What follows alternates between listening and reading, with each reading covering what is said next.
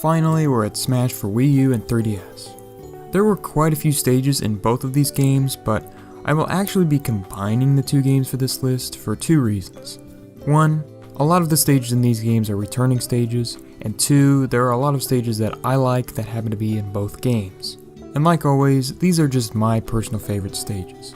They might not be hailed as the best stages of all time, but they are the stages I have the most fun playing on. Let's get started.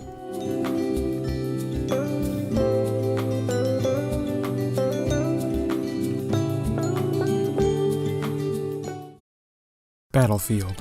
This stage is on here for very similar reasons that the Brawl Battlefield was on the last list. They both share a very similar aesthetic design and obviously a similar stage layout.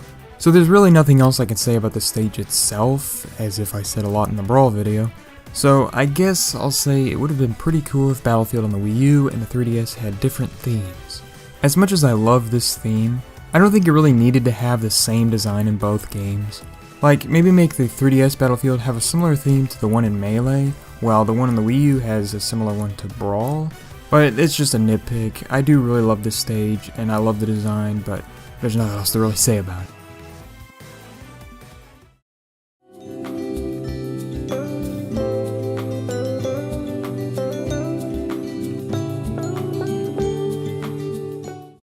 Kalos Pokemon League.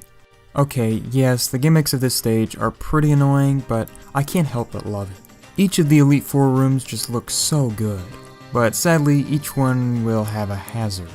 The dragon one isn't super interesting because the statue is just shooting purple stuff. I guess it's fire, or maybe it's like Dragon Pulse, I don't know. The fire and steel ones are pretty annoying, but the water one is surprisingly fun sometimes. There will either be a whirlpool if Manaphy shows up, which is okay, or a water slide, which is actually kind of fun. And like with Pokemon Stadium 2, Pokemon show up in the background, and there's even more this time, plus some legendaries that'll wreak havoc. Which isn't that fun to deal with, but I'm sorry, this stage looks so amazing, I just had to add it.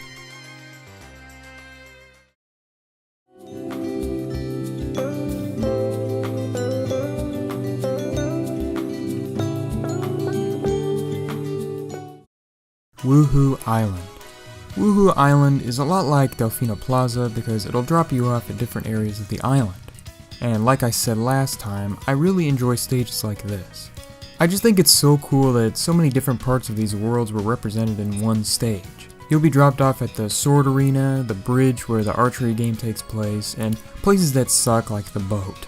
But I guess stages like this can't always be perfect. Or can they? Hint hint.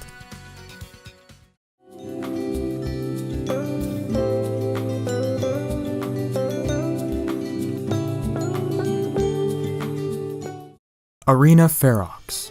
Castle Siege might have missed the cut last time, but Arena Farex from Awakening is here as the first Fire Emblem stage to be put on one of these favorites lists. This stage starts out as a flat, bland, boring stage, but gimmicks will be added like these statues holding up platforms and a Ferris wheel, which a Ferris wheel is probably the last thing I would have put in a Fire Emblem stage, but it's fun, I guess. Arena Farex might remind you of a certain other stage that has transformations.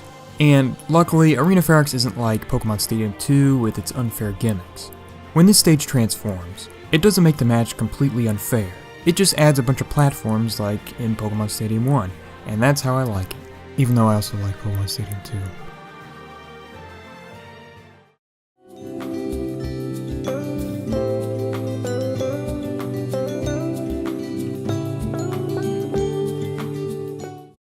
Spirit Train. I know this is another pretty gimmicky stage, but like with the Kalos League, I had to add this one. This stage might remind you of a certain other cel-shaded designed stage. Yeah, Pirate Ship. But unlike Pirate Ship, it doesn't really go against the designs of the characters. Because Brawl had this really muggy, muddy, gross look to it. I'm sorry, it's gross. I'm sorry. But Smash 4, the characters look bright and happy, so it fits a little better. On this stage, everyone will fight on a train that is going at high speeds. So if you land on the tracks, you're either dead or you'll keep ramming into the front of the train. And every once in a while, the camera will pan to the front of the train so the cargo can transform into something else. There are also these bomb trains and armored spike trains, sorry I haven't played Spirit Tracks yet, which can be kind of annoying, but I only play on this stage when messing around with friends, so it doesn't really matter.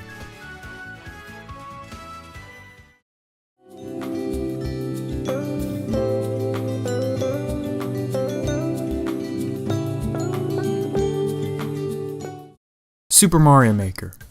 Have you ever wanted a stage that changes every time you enter? Probably not, or it's probably just something you never thought about, but that's what Mario Maker does, and I love it. And these changes aren't minuscule, like 2 platforms switching places. There are whole new layouts created every time you enter. And like some would expect, some kind of suck, but the amount of creativity is staggering. I don't know how many different layouts there are, but I'm sure a lot of thought and care was put into each one. I also like how the stage design transforms ever so often, which makes the Omega form pretty fun to play on.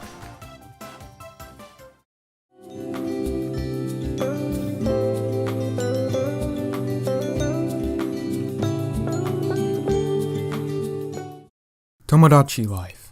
This stage takes place in the apartment complex from Tomodachi Life, and all that's really here are 3 floors that you can travel about. That's really it. Just a very simple stage. And what's cool and expected of a Tomodachi Life stage is that your Miis will just be hanging around in the background. The only thing I would have changed is have the entire apartment complex show all of the rooms when you're in one, and have the walls go up when you're on the roof like Luigi's Mansion. Just so the walls don't come and go so much.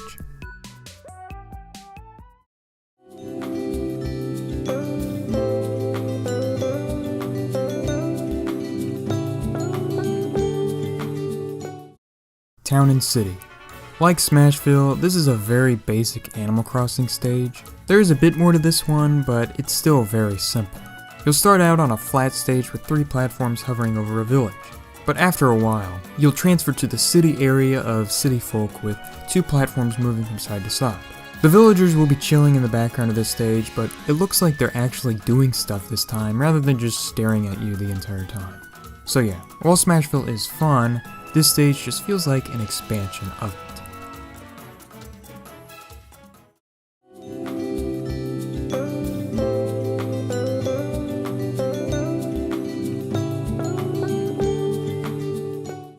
Pilot Wings. The inclusion of this stage might be a little odd because I excluded Lilat from my Brawl video for something that both of these stages share. Tilting. And Pilot Wings feels like it tilts a whole lot more. The reason why it doesn't bother me as much on this stage is because I mostly play on it for fun, while I tend to play on Lilat for more competitive matches. So I guess those competitive bouts really hurt my opinion of Lilat, which isn't fair, but oh well. That and Lilat doesn't look super interesting. But what I love about Pilot Wings is how you fight on an airplane that flies over the Pilot Wings stage along with Whoohoo Island. Whoohoo Island didn't need to be added, but I'm really happy it was. It just really reminds me of the airplane game from Wii Sports Resort, which I'm sure is what they were going for, and that's something I spent countless hours on when I first got the game. But my favorite thing about this stage is the music. I just love the Pilot Wings theme, especially the original one. I know I shouldn't rate a stage based on the music it has, but I don't really care. It's my list and I'll pick the stages I want, so Pilot Wings is number 2.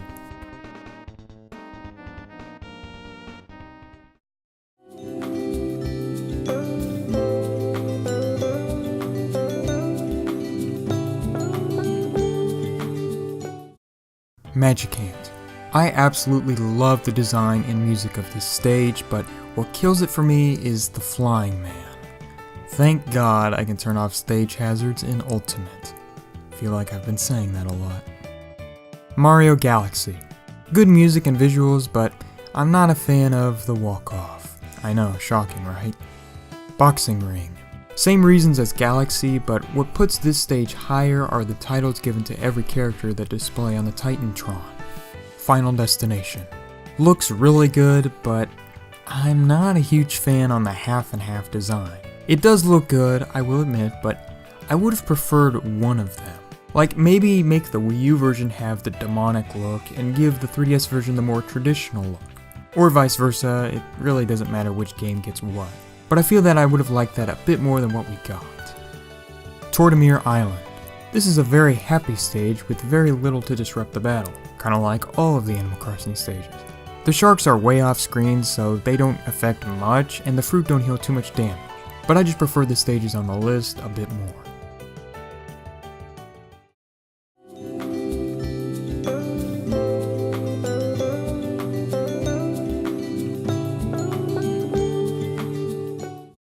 Prism Tower. Yep, another stage like Halberd, Delfino Plaza, Wii Sports Resort. Skyworld is one that I didn't actually talk about, but I still like that one. Whatever. I think it's very evident that I enjoy these types of stages. And what I like about Prism Tower so much is how it repeats the same stage transitions while also having no stage hazards. So the concept is like a mix of Halberd and Delfino. Prism Tower takes place in Lumia City from Pokemon X and Y. Probably the most iconic location of those games. Pokemon X and Y, not the entire franchise. You'll start at the entrance, but will soon be taken up the tower. My favorite part has to be the ending, with the stage hovering over the entirety of Lumia City. And what's cool is that Yveltal will show up every once in a while. In fact, a couple others do too, like Zapdos, who really doesn't look that great. Yeah, some of the Pokemon are just flying PNGs, but I'm certain Ultimate will fix that. And I guess another nitpick would be that the Lumia City song doesn't fit Smash Bros at all, but it's still a fun stage nevertheless. Thank you all for watching my video on my top 10 favorite Smash for Wii U and 3DS stages. Be sure to leave your favorite Smash 4 stages in the comments below, I'd love to see them. And that marks an end for this Smash Stages video series thing that took half the summer. It was a lot of fun going back and playing through all these classic stages. Well, some are classic, some are not classic at all, like the stages I hate. We'll see if I do one on Ultimate though. It's looking to not have very many new stages, but we'll see. I'll definitely make a video on my favorite characters from Ultimate, so stay tuned for that. Thank you all for watching, and I hope to see you next time, and goodbye.